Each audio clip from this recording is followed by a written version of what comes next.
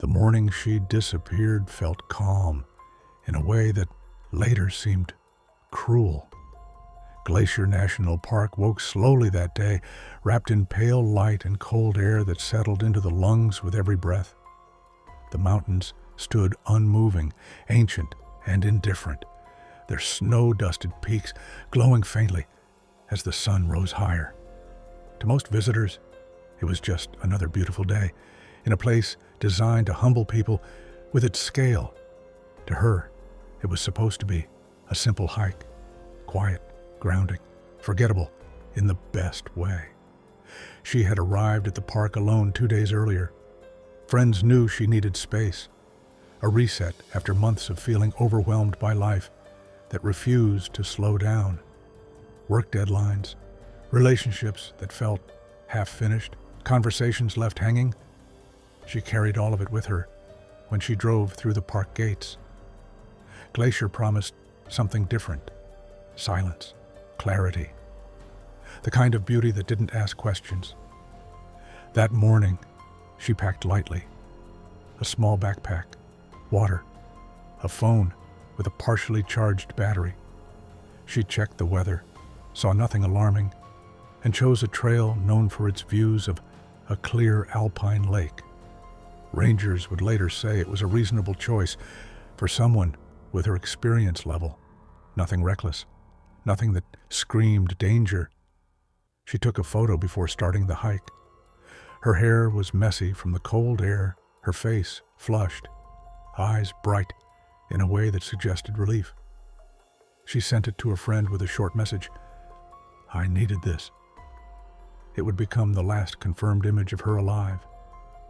The trail welcomed her with soft earth and the sound of distant water. Pine trees lined the path, their branches swaying gently, needles whispering as the breeze moved through them. Birds called out overhead, unconcerned, unaware that this walk would soon become a question with no clear answer. Other hikers passed her occasionally, polite nods, brief smiles.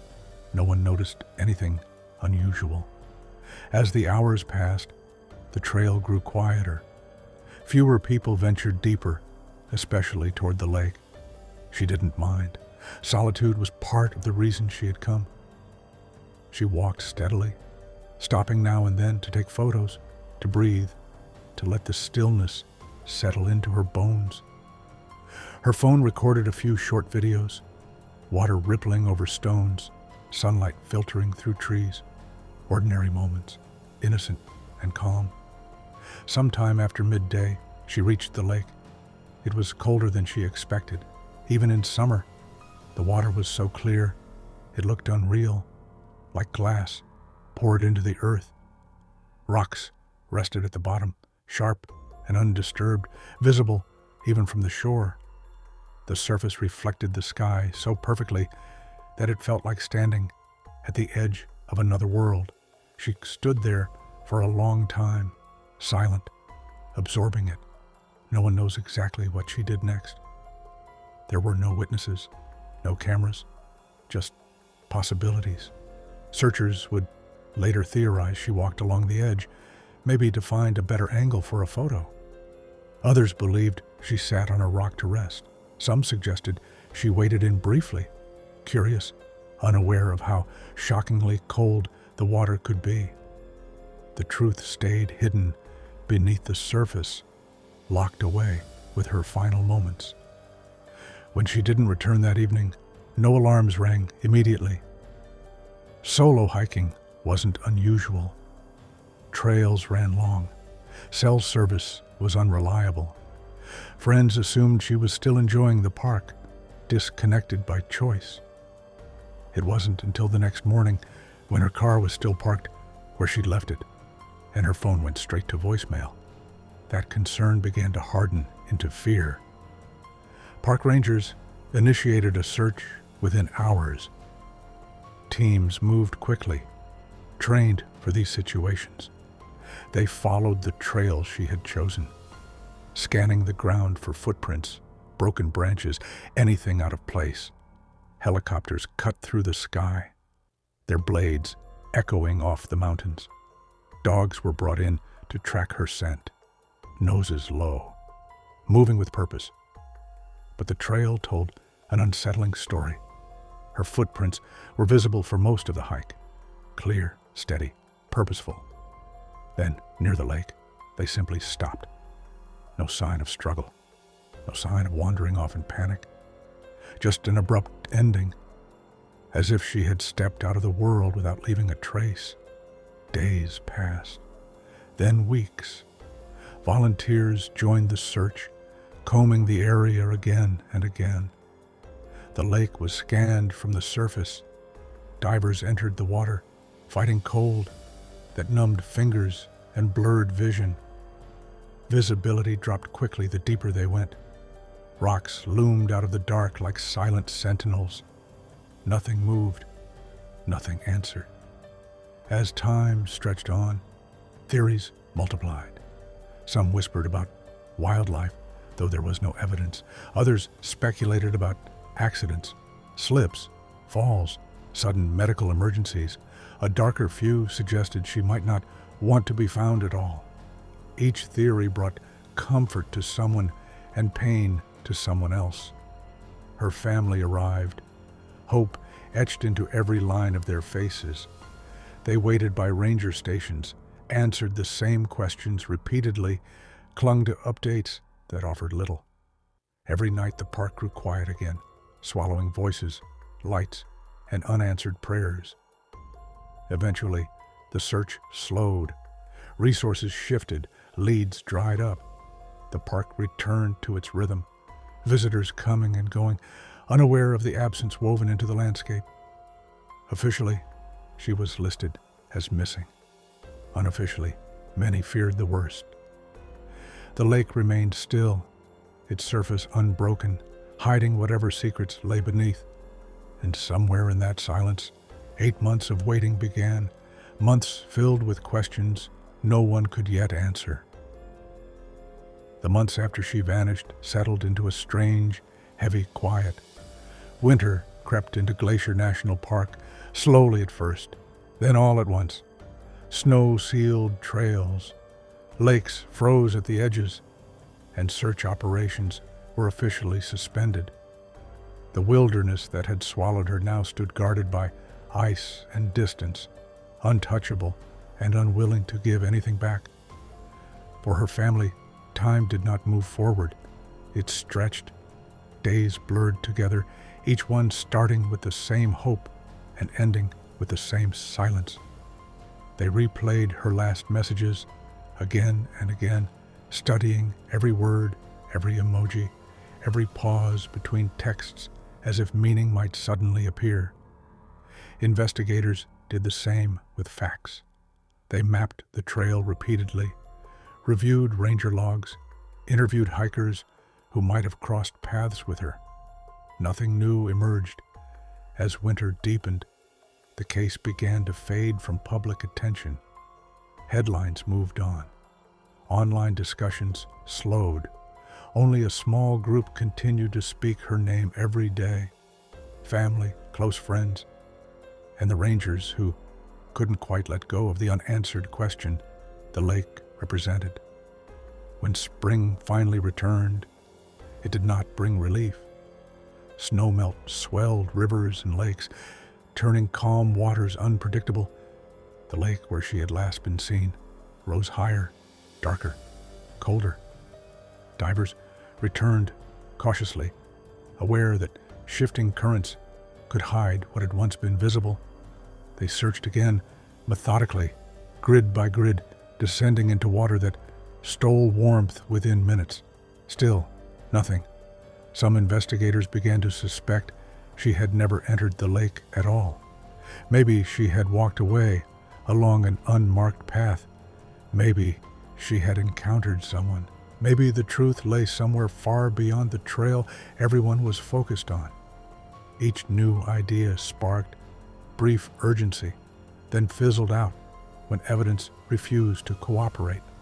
Summer arrived again, bringing tourists back in waves. People stood at the lake's edge, taking photos, laughing, unaware they were standing where someone had vanished without explanation. Rangers quietly watched them, eyes scanning the water out of habit more than expectation. Then, late in the season, nearly 8 months after she disappeared, something changed. A park maintenance crew was inspecting the lake early one morning using sonar equipment to map the bottom as part of routine work. The water was unusually clear that day, sunlight cutting deeper than usual. On the screen, one of the operators noticed an irregular shape resting on a rocky outcrop far below the surface. At first, it looked like debris, a fallen tree maybe, but the shape didn't belong. The room went quiet. Within hours, the operation shifted from routine to urgent. Rangers secured the area. Dive teams were called back, this time with a specific location marked. The descent was slow, deliberate. Visibility improved as they reached the depth where the sonar had indicated the anomaly, and then they saw it. She was there. Her body rested upright, suspended in the water in a way that felt unsettlingly calm, as if the lake itself had placed her carefully instead of claiming her violently. Time and cold had preserved her more than anyone expected. Clothing was still intact. Her backpack lay nearby, partially open, its contents scattered gently across the rocks. The divers moved with practiced care, documenting everything before bringing her to the surface. When she emerged, the lake rippled softly, as if disturbed for the first time in months. News spread quickly, but quietly. No press conference, no spectacle, just confirmation. She had been there the entire time. The realization hit investigators hard. They had searched the lake before, multiple times. They had passed over that same area. But depth, angle, light, and movement had hidden her just enough to escape detection. The lake had kept its secret until it decided otherwise. An autopsy would later determine there were no signs of foul play, no injuries suggesting a struggle, no evidence of another person. The official conclusion leaned toward an accident, likely cold water shock or a slip that left her unable to recover. A moment, a mistake, a chain of seconds that couldn't be reversed, but conclusions did little to soften the impact. Her family returned to the park once more, this time not searching, but saying goodbye. They stood near the lake, listening to the same wind she must have heard, watching the same water that had reflected the sky on her final day. The place looked unchanged, indifferent to the grief it now carried. Questions still lingered. Why her footprints ended so cleanly, why she hadn't tried to call for help, why someone so careful had found herself in such an unforgiving situation. Some questions would never have answers. What remained was the silence she had sought, and found in a way no one expected. The park continued on, seasons turned, trails reopened. But for those who knew her story, the lake was no longer just water and stone. It was a reminder of how quickly beauty can become final, and how easily a person can disappear, even when the world seems calm. And though she was finally found, the feeling that something was lost, far beyond a single life, lingered in the air, heavy and unresolved, waiting for an ending that still hadn't fully arrived. After she was recovered, the park felt different to the people who had searched for her.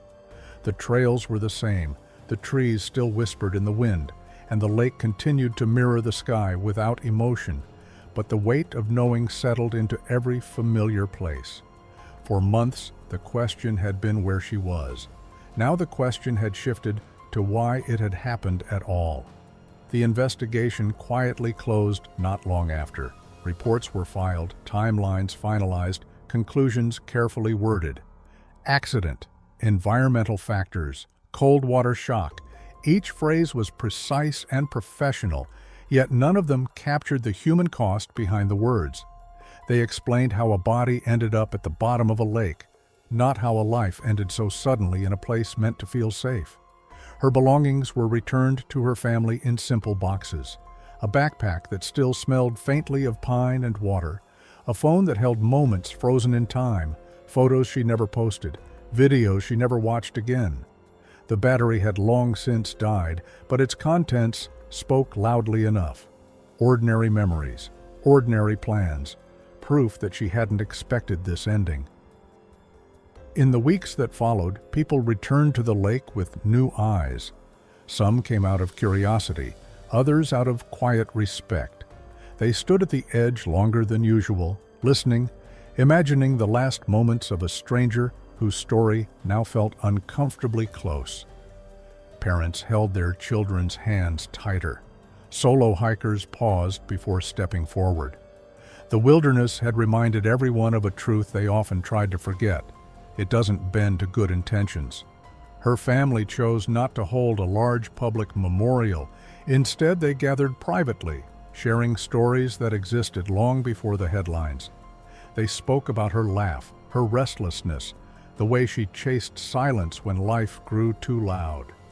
Glacier had been part of that search for quiet, not the cause of her pain. They wanted the world to remember that. Online, discussions continued. Some questioned the official explanation, pointing to details that felt unsettling, the way her body was positioned, the months she remained hidden. Others defended the findings, reminding people how deceptive cold, deep water can be. The debates never fully ended, but they slowly lost intensity as new stories replaced old ones. What didn't fade was the lesson her disappearance left behind. Rangers began sharing her case during safety briefings, not to frighten visitors, but to ground them in reality. They spoke about cold water shock, about how quickly strength vanishes, about how even experienced hikers can be caught off guard. Her story became a quiet warning, passed along without drama, without names, but with purpose. The lake itself remained unchanged. In summer, it glowed blue and inviting. In winter, it darkened and stilled, sealed beneath ice. People continued to photograph it, to admire it, to stand where she once stood. Most never knew the full story. Those who did felt it in the stillness, in the way the air seemed to pause. Time moved on, as it always does. Grief softened, though it never disappeared. Her family learned to live around the absence rather than against it. Birthdays came and went. Messages remained unsent. A space stayed open at every gathering. She hadn't vanished because she wanted to be forgotten. She vanished because nature does not announce its danger. It waits. It remains beautiful. And in a single unguarded moment, it can take everything. In the end, her story wasn't just about loss. It was about fragility, about how close peace and peril can exist side by side, about how a place meant to offer healing can also demand respect. The lake still reflects the sky. The mountains still stand watch. And somewhere between them, her story lingers, not as a mystery to be solved, but as a reminder to slow down, to stay aware, and to never mistake calm for safety.